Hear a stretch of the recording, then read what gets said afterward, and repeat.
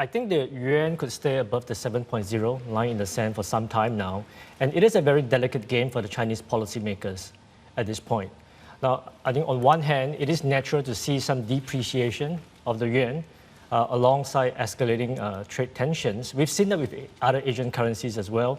But on the other hand, I think the Chinese will have to be very careful in signaling to the market that this is not a one-way trade. As you've said earlier, a weakening yuan typically is a harbinger for market volatility. It increases the risk of fear of capital flight as well. But on the other hand, I think the Chinese would have to engineer a very careful depreciation to offset the impact of the tariffs from the US. So it is a very delicate equilibrium at this point in time.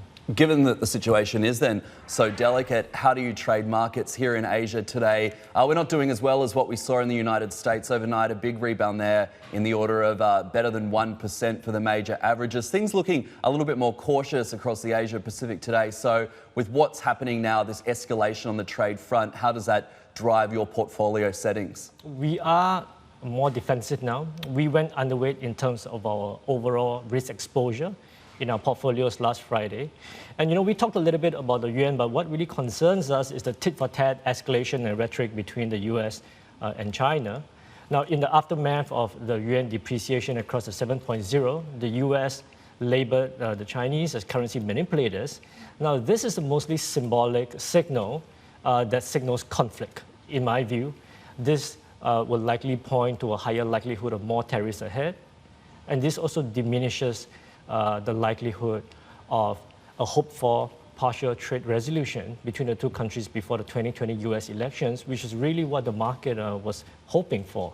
And that scenario is now more unlikely. Hadley's got a question for you in Dubai. Eli. Hey, Hi. Eli, it's Hadley out at the NASDAQ Dubai.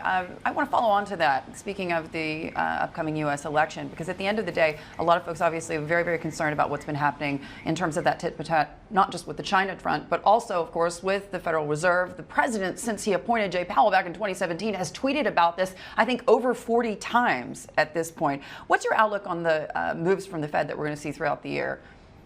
Right. So the message from the Fed last week was slightly less dovish than what the market had hoped. And importantly, Chairman Jay Powell did not pre-commit to a hike in September. I think he probably regretted that, given that Trump immediately escalated tensions the next day. We think that the Fed is right now almost certain to cut rates in September. And the third cut could likely come after as well. But for the Fed to move out of this characterization of a limited mid-cycle policy adjustment into something that translates into deeper cuts would mean that we will have to see more market pain, tighter financial conditions, and I think a softer economic data as well. So we think that expectations of more cuts from the Fed beyond 75 basis points might be premature at this point, and we'll have to see more pain before that happens. Hey everybody, it's Hadley Gamble from our new CNBC Middle East Bureau in Abu Dhabi. Thanks for stopping by. Now to watch more, you can try one of the videos that just popped up on your screen. And don't forget to subscribe.